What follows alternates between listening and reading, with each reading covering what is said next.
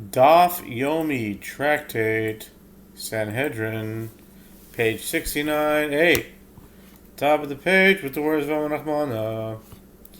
And the Merciful One states, Ish, Ata tzarich lachzor alav im yesh lo goalin im lav. Katan, Ata tzarich lachzor alav yadua, she'en lo goalin. And the Merciful One states, but if the man has no relative, teaching that it is only in the case of a convert who is a man that you must go around seeking whether or not he has relatives, meaning children who are born to him after his conversion. But in the case of a convert who is a minor, you do not have to go around searching for relatives. It is known that he has no relative, since a minor cannot father a child. Eis ve'abaye ish, ein li ela ish, ben tesha shani v'yom echad, sheroi lebiya minayin, tavaloi mor v'ish. Abaya raised an objection to Rava from a Braita discussing a designated maidservant, about whom the verse states, and if a man lies carnally with a woman who is a maidservant designated to a man, and not yet fully redeemed, nor freedom given her, inquiry shall be made, they shall not be put to death, because she was not free. Leviticus 19:20. From the word man, I have derived only that this halakha applies to an adult man, but as for a minor aged 9 years and 1 day, who is fit for engaging in intercourse, means like it could work, it could happen. Not that he's fit, not that he's legal to, but just it could physically happen. From where is it derived that he too is subject to this halakha? The verse states, and if a man, the extraneous letter vav, meaning and, it serves to include a minor who is 9 years old, as already at that age he can perform complete intercourse. Amar le yesh lo ve'eno moilid iksuva shelo hevia shlish demeim. Rabbah said to Abaye, there's no proof from here, as even though a 9-year-old boy has sperm, he cannot father a child. His sperm is like the seed of grain that was cut, even though it had not yet reached 1/3 of its growth. Such seed, even if planted, will not grow. Okay. Dvei Chizkiya Tana, v'chi yazid ish mezid umazriya, ve'ein katan mezid umazriya. Amar le Rav Mordechai le Rav Ashi, my mashma d'hai mezid, dishna divsholehu dichsiv v'yazid Yaakov Nazir. A sage of the school of Chizkiya taught, the verse states, but if a man comes intentionally against his neighbor to slay him with guile, you shall take him from my altar that he may die. Exodus 21:14. The use of the term Yazid in this context and its juxtaposition to the word man teaches that a man can heat himself up and produce viable sperm, but a minor cannot heat himself up, whatever that means, and produce viable sperm. Therefore, even though a minor can engage in intercourse with a woman, he cannot father a child. Rav Mordechai said to Rav Ashi, from where may it be inferred that this word mezid is a term meaning heating up, as it is written in a different verse, in Jacob cooked vayazed Yaakov Nazid. Vayazed Yaakov Nazid, so it means cooking. Jacob cooked a pottage. Genesis 25:29. The Gemara asks, but didn't the school of Rabbi Yishmael teach the following Braita concerning a stubborn and rebellious son? The verse that states, if a man has a stubborn and rebellious son, teaches that a son can become a stubborn and rebellious son, but not a father, so that one who has a child cannot be sentenced as a stubborn and rebellious son.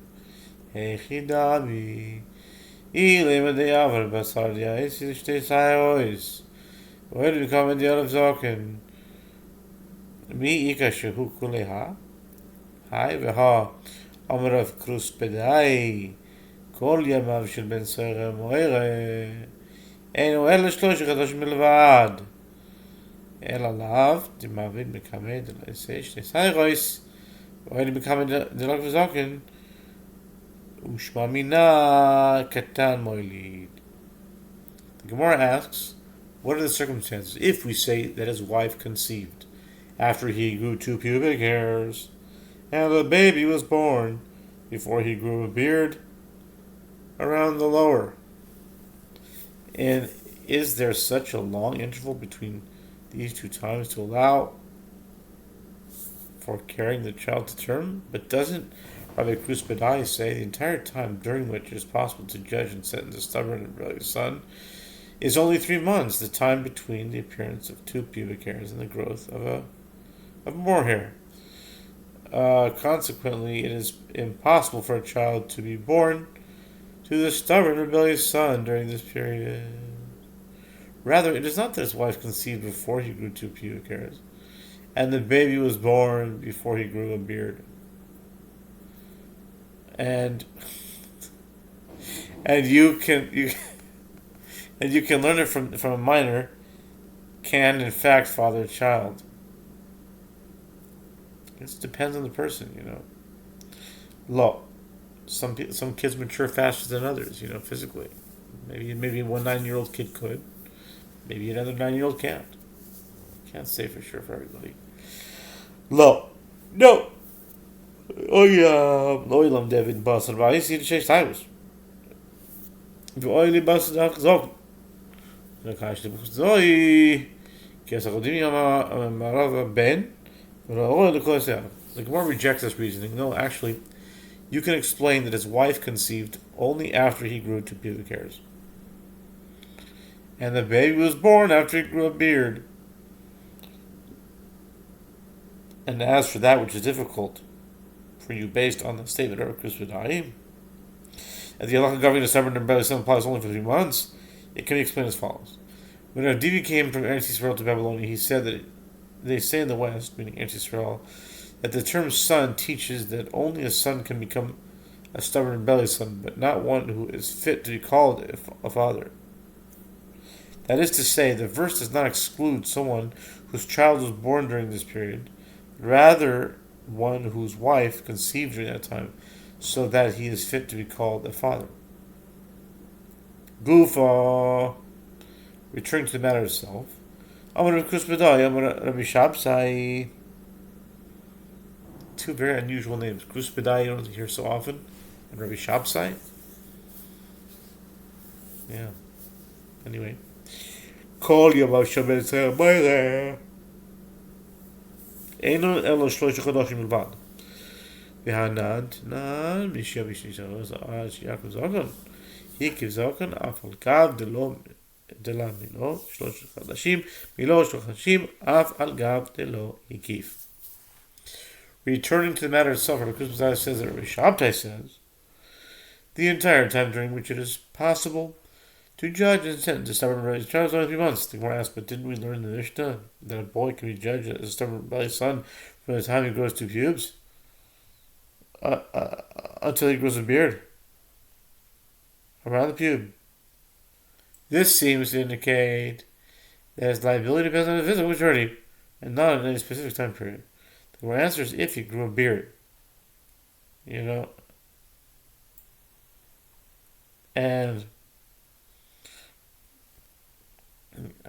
even if his 3 months had not passed, he can no longer become liable as a stubborn rebellious son. And if 3 months pass, and even if he has not grown a beard, he is similarly exempt. And we're going to stop it here.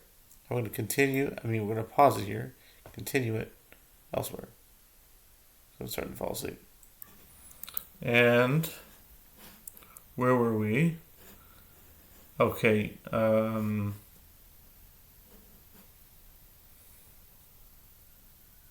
Right. Even if he grew a beard, 3 months had passed. Okay. We're holding by Yosef Rabbi Yaakov Minahar Pekod. Kama Daravina, Yosef Kama. V'kama Mishmei Rav Huna, V'rei Rav Yehoshua. Shema Miyod Rav Kusba, Rav Shamsa, Yoledis Shiva. Enu V'rnikar Shemeo. Rabbi Yaakov from Nahar Pekod sat before Ravina and said in the name of Rav Huna, son of Yehoshua, learn from the statement that Rabbi Kusba says, that Rabbi Shabtai says, that when a woman gives birth at 7 months, her fetus cannot yet be discerned after 1/3 of her days of pregnancy. In a 9-month pregnancy, the fetus can be discerned after 3 months, which is 1/3 of the pregnancy.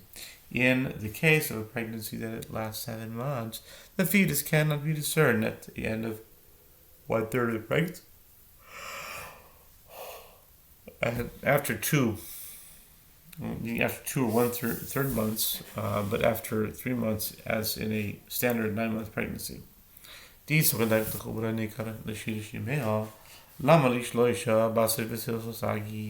Yaakov explains the inference as if it enters your mind that when a woman gives birth at 7 months, her fetus can already be discerned after 1/3 of her days of pregnancy, meaning after 2 and 1/3 months. Why do I need 3 months from the time the boy reaches adulthood until the end of the time that he can become liable as a stubborn, rebellious son? The period of 2 and 1/3 months should suffice. If he engaged in intercourse with a woman immediately upon reaching adulthood, and the intercourse resulted in a 7-month pregnancy, the fetus would be able to be discerned after 2 and 1/3 months, and he would be fit to be called a father already from then. From the statement of Rabbi Kusba, citing Rabbi Shabtai, it is clear that the earliest time the fetus can be discerned is after 3 months of the pregnancy have passed.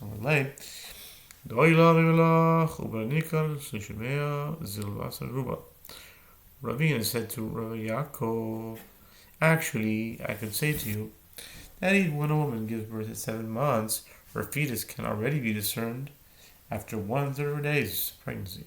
But the halacha with regard to a stubborn and rebellious son was not adjusted accordingly because of the principle that one follows the majority. Most women give birth at 9 months, and their fetuses are discernible only after 3 months. Therefore, the fact that one would be fit to be called a father in the case of a 7-month pregnancy is disregarded.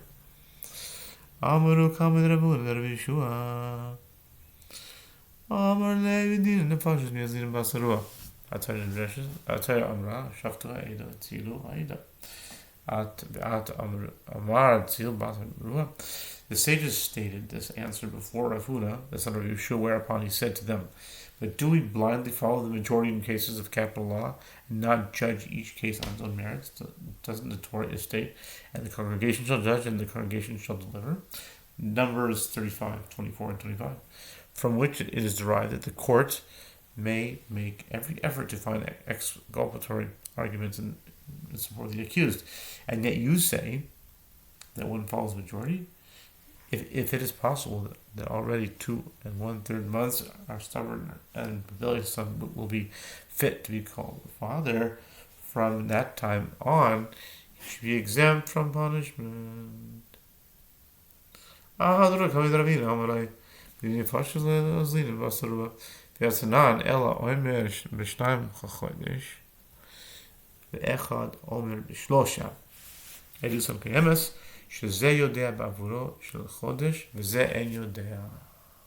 The sages then brought to Rav Huna's analysis back to Ravina and presented it before him. Ravina said to them, and do we not follow the majority in cases of capital law? But didn't we learn the Mishnah in Sanhedrin 48? If one witness says that the event occurred on the 2nd of the month, and one witness says the event occurred on the 3rd of the month, this is not regarded as a contradiction because their testimony stands, since it is possible to say that this witness knows the addition of a day to a previous month, and according to his tally, the event occurred on the second of the month, and that witness does not know if the addition of a day to the previous month, and according to this tally, the event occurred on the third of the month. V'i slokazaytach lo midan zilbasar ruba ne mahali dafka kamasadi Yehoshua dikamachash diadadi elo lav shmamina damrinam zilbasar ruba ruba dinchi avdi tato bavur diarcha. And if it enters your mind that we do not say that one follows the majority in cases of capital law, let us say that these witnesses are testifying with precision, and they contradict each other. Therefore, the accused should be acquitted.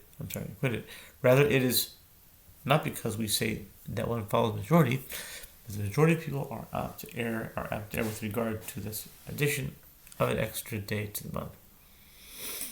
Amar Yirmiyah Difti Afana Namitunino Bashalosh Naim Viyom Echad Miskayem Iskedu Vim Loi Yafa Kana Vechayavin Aleha Mishum Eshet Ish. Rabbi Yirmiyah Difti says, we learn in another mission, Nida 44a, as well, that one follows the majority of even in cases of a capital law. A girl who is 3 years and 1 day, whose father arranged her betrothal, can be betrothed with intercourse, as despite her age, the legal status of intercourse her is that of a full-fledged intercourse. And in a case where the childless husband of a girl 3 years 1 day old dies, if his brother the Yavam engages in sexual intercourse with her, he acquires her as his wife. But if a girl of that age is married, a man other than her husband is liable for engaging in intercourse with her due to the violation of the prohibition against adultery. Despite her age, she is legally considered to be a married woman. He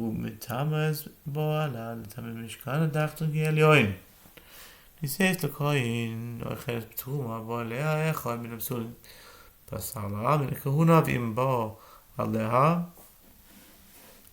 אחד מכל העריות המורות בתורה מומתין עליה והיא פטורה.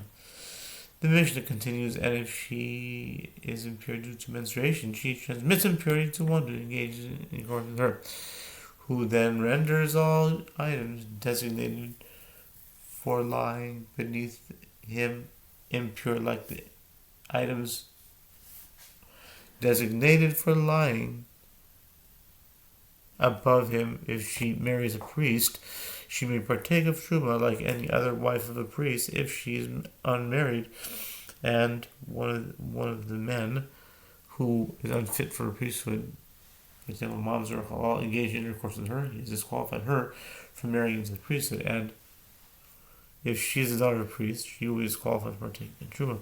If one of any of those with whom relations are forbidden, which are enumerated in Torah, engaging in intercourse with her, for example, the father of the father-in-law, a man is executed by the court for engaging in intercourse with her, and she is exempt because she is a minor.